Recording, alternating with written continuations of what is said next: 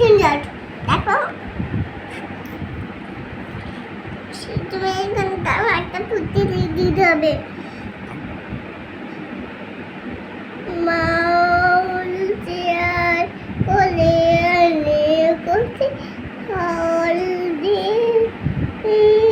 কোচে আনবে মাসি রাতবেলা কিন্তু কোনোদিনও আটা আটা রাস্তা যাবা না কেন?